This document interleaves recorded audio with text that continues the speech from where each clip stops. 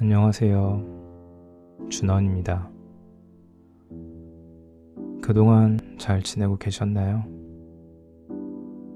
저는 커뮤니티를 통해 소식을 전했듯이 코로나 확진을 받은 후 한 주간 격리하며 재택 치료의 시간을 보냈고, 바로 찾아뵙고 싶었으나 계속되는 기침과 목 상태로 인해 녹음을 할 수가 없었어요.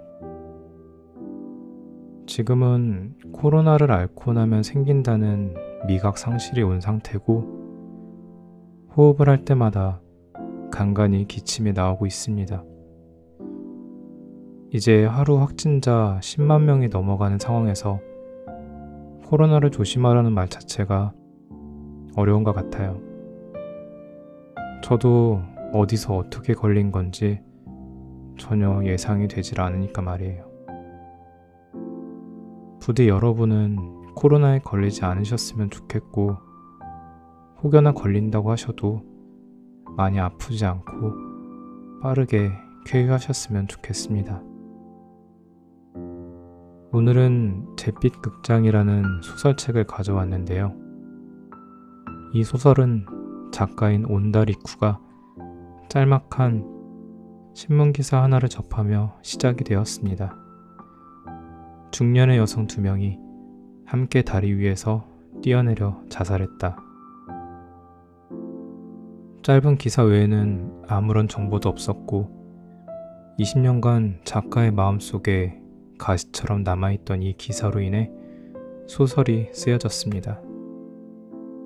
이 책은 구성이 조금 독특한데 0과 괄호 1, 그리고 1이라는 서로 다른 세계의 시점, 그리고 서로 다른 세계의 차원에서 이야기가 반복되고 교차되며 어우러진다는 것이죠.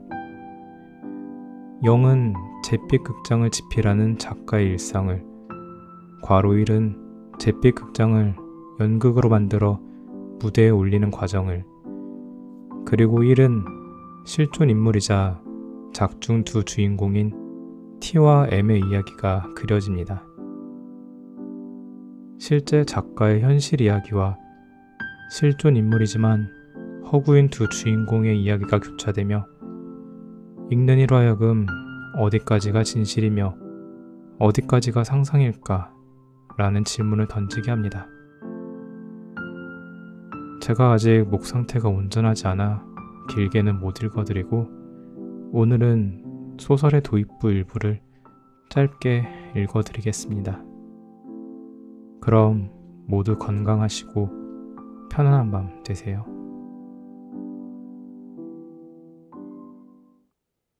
잿빛 극장 1. 초침 소리가 머릿속에 울려 퍼진다. 여자는 어둠 속에서 눈을 뜬 채 그 소리를 듣고 있다. 잠 못 드는 밤이야 진작 익숙해졌겠지만, 한번 초침 소리가 신경 쓰이기 시작하면 머릿속이 온통 그 소리로 가득 차 못내 불안해진다. 머리맡에 놓아둔 여행용 소형 탁상시계. 문자판은 야광염료를 칠해 연두빛이다. 한밤중 선잠에서 깨어 이 문자판을 얼마나 여러 번 봤던가. 시계 따위 더는 필요 없는 생활을 한 지 제법 되었지만, 또 다른 의미에서 시간을 쫓기다니 얄궂기 그지없다. 회사 다닐 때는 눈길 닿는 곳마다 시계를 두어 시야에 늘 시계가 있는 것은 물론 손목시계까지 찾다. 이제 집에서는 손목시계를 차지 않는 데다 낮에 텔레비전이나 라디오를 켜두는 버릇도 없으니 집에 있다 보면 어느새 시간이 훌쩍 지나 지금이 몇 시인지도 몰랐다. 처음에는 모처럼 누리는 혼자만의 오롯한 시간이 정말 좋았지만, 그 즐거움은 얼마 못 가 막연한 불안으로 바뀌었다. 회사에 다니지 않는다는 사실, 조직에 속해 있지 않는다는 이유만으로 죄책감에 시달리며 적지 않은 날들을 괴로워하다니 전혀 뜻밖이었다. 내가 여자라서 다행이라고 여긴 적도 은근히 있었다. 같은 또래 남자들이 평일 낮에 상점가나 주택가를 어슬렁댔다간 보나마나 수상한 사람 취급받을 게 뻔하다. 그래도 도쿄는 그나마 낫다. 남녀노소 북적이는 번화가로 나가면 뭐 하는 사람이냐고 캐묻지도 않고 적당히 놀며 시간을 때울 만한 건 역시 얼마든지 있다. 이름도 얼굴도 모르는 천만 시민 중 한 사람일 뿐이다. 지방 출신이 도쿄로 가려고 길을 쓰는 데는 뭐니 뭐니 해도 익명이 보장되는 곳에서 지내고 싶다는 이유가 가장 크지 않을까. 누구네 딸이 어제 거기 있던데 하고 입방아에 오를 일도 없고 말이다. 그 바람대로 떳떳한 익명의 존재가 되었건만 인간이란 동물은 참 모순 덩어리다. 나이 들수록 이름 없는 자신이 못마땅해지는 것이다. 유명해지고 싶달까, 존재감을 과시하고 싶달까, 알만한 사람은 다 아는 사람이 되고 싶어 한다. 자신이 바닷가 모래 하나에 불과한 존재라는 사실을 자각할 때마다 조바심에 속이 바싹 타들어간다. 나만의 것을 갖고 싶다. 유일무이한 존재가 되고 싶다. 그런 소리 없는 아우성이 우편함에도 들어앉아 있고 부엌 주전자에 뜨거운 김에도 들어있어 숨이 턱 막혀버릴 것만 같던 지난날. 마침내 그런 시기도 지나갔다. 여자는 어둠 속에서 가만히 생각에 잠긴다. 결심이란 게 참 신기하다. 실은 뭔가 대단한 게 있을 줄 알았다. 자신의 장래를 결정한다. 무엇을 할지 결정한다. 무엇을 하지 않을지 결정한다. 고심에 고심을 거듭한 끝에 숱한 고뇌의 시간을 보낸 뒤에야 가까스로 그 순간이 찾아올 줄 알았다. 그런데 이렇게 간단히 끝날 줄이야. 여자는 깜빡 속은 기분이 들었다.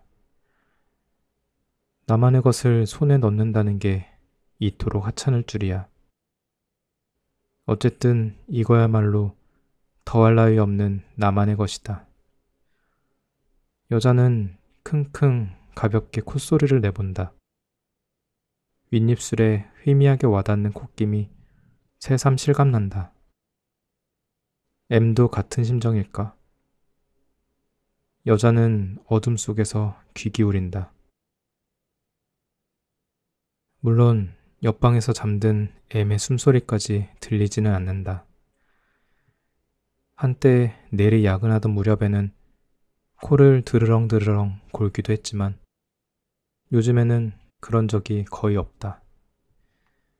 M은 드러눕기 무섭게 잠든다. 지금 이 순간에도 꿈도 꾸지 않고 잠들어 있겠지. 이럴 때마저. 여자는 쓴웃음을 지었다. 오히려 M은 후련한 마음으로 자고 있을지도 모른다. 그래. M은 한번 결단을 내리면 더는 망설이지 않는다. 고민하지 않는다. 후회하지 않는다. 이번만큼은 M을 본받자.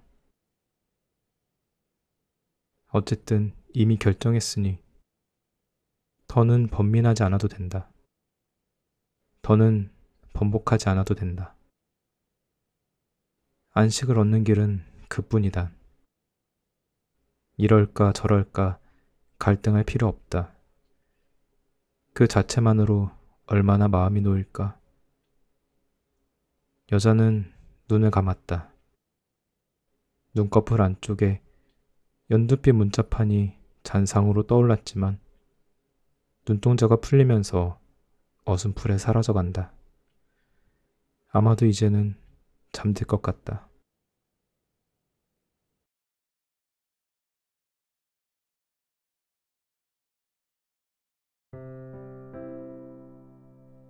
1. 초침 소리가 머릿속에 울려 퍼진다. 여자는 어둠 속에서 눈을 뜬 채 그 소리를 듣고 있다. 잠 못 드는 밤이야 진작 익숙해졌겠지만 한번 초침 소리가 신경 쓰이기 시작하면 머릿속이 온통 그 소리로 가득 차 못내 불안해진다. 머리맡에 놓아둔 여행용 소형 탁상시계. 문자판은 야광 염료를 칠해 연두빛이다. 한밤중 선잠에서 깨어 이 문자판을 얼마나 여러 번 봤던가. 시계 따위 더는 필요 없는 생활을 한 지 제법 되었지만 또 다른 의미에서 시간에 쫓기다니 얄궂기 그지없다. 회사 다닐 때는 눈길 닿는 곳마다 시계를 두어 시야에 늘 시계가 있는 것은 물론 손목시계까지 찾다. 이제 집에서는 손목시계를 차지 않는 데다 낮에 텔레비전이나 라디오를 켜두는 버릇도 없으니 집에 있다 보면 어느새 시간이 훌쩍 지나 지금이 몇 시인지도 몰랐다. 처음에는 모처럼 누리는 혼자만의 오롯한 시간이 정말 좋았지만 그 즐거움은 얼마 못 가 막연한 불안으로 바뀌었다. 회사에 다니지 않는다는 사실, 조직에 속해 있지 않는다는 이유만으로 죄책감에 시달리며 적지 않은 날들을 괴로워하다니 전혀 뜻밖이었다. 내가 여자라서 다행이라고 여긴 적도 은근히 있었다. 같은 또래 남자들이 평일 낮에 상점가나 주택가를 어슬렁댔다간 보나마나 수상한 사람 취급받을 게 뻔하다. 그래도 도쿄는 그나마 낫다. 남녀노소 북적이는 번화가로 나가면 뭐 하는 사람이냐고 캐묻지도 않고 적당히 놀며 시간을 때울 만한 건 역시 얼마든지 있다.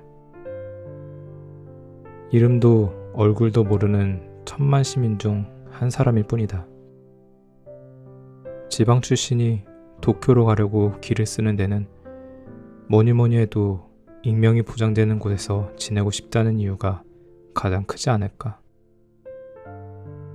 누구네 딸이 어제 거기 있던데 하고 입방아에 오를 일도 없고 말이다. 그 바람대로 떳떳한 익명의 존재가 되었건만 인간이란 동물은 참 모순덩어리다. 나이 들수록 이름 없는 자신이 못마땅해지는 것이다. 유명해지고 싶달까, 존재감을 과시하고 싶달까, 알만한 사람은 다 아는 사람이 되고 싶어 한다. 자신이 바닷가 모래 하나에 불과한 존재라는 사실을 자각할 때마다 조바심에 속이 바싹 타들어간다. 나만의 것을 갖고 싶다. 유일무이한 존재가 되고 싶다. 그런 소리 없는 아우성이 우편함에도 들어앉아 있고 부엌 주전자에 뜨거운 김에도 들어있어 숨이 턱 막혀버릴 것만 같던 지난날. 마침내 그런 시기도 지나갔다. 여자는 어둠 속에서 가만히 생각에 잠긴다. 결심이란 게 참 신기하다. 실은 뭔가 대단한 게 있을 줄 알았다. 자신의 장래를 결정한다. 무엇을 할지 결정한다. 무엇을 하지 않을지 결정한다. 고심에 고심을 거듭한 끝에 숱한 고뇌의 시간을 보낸 뒤에야 가까스로 그 순간이 찾아올 줄 알았다. 그런데 이렇게 간단히 끝날 줄이야. 여자는 깜빡 속은 기분이 들었다. 나만의 것을 손에 넣는다는 게 이토록 하찮을 줄이야. 어쨌든 이거야말로 더할 나위 없는 나만의 것이다. 여자는 킁킁 가볍게 콧소리를 내본다. 윗입술에 희미하게 와닿는 콧김이 새삼 실감난다. M도 같은 심정일까? 여자는 어둠 속에서 귀 기울인다. 물론 옆방에서 잠든 M의 숨소리까지 들리지는 않는다. 한때 내리 야근하던 무렵에는 코를 드르렁드르렁 골기도 했지만 요즘에는 그런 적이 거의 없다. M은 드러눕기 무섭게 잠든다. 지금 이 순간에도 꿈도 꾸지 않고 잠들어 있겠지. 이럴 때마저. 여자는 쓴웃음을 지었다. 오히려 M은 후련한 마음으로 자고 있을지도 모른다. 그래, M은 한번 결단을 내리면 더는 망설이지 않는다. 고민하지 않는다. 후회하지 않는다. 이번만큼은 M을 본받자. 어쨌든 이미 결정했으니 더는 번민하지 않아도 된다. 더는 번복하지 않아도 된다. 안식을 얻는 길은 그뿐이다. 이럴까 저럴까 갈등할 필요 없다. 그 자체만으로 얼마나 마음이 놓일까.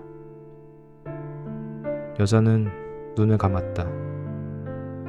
눈꺼풀 안쪽에 연두빛 문자판이 잔상으로 떠올랐지만 눈동자가 풀리면서 어슴풀에 사라져간다. 아마도 이제는 잠들 것 같다.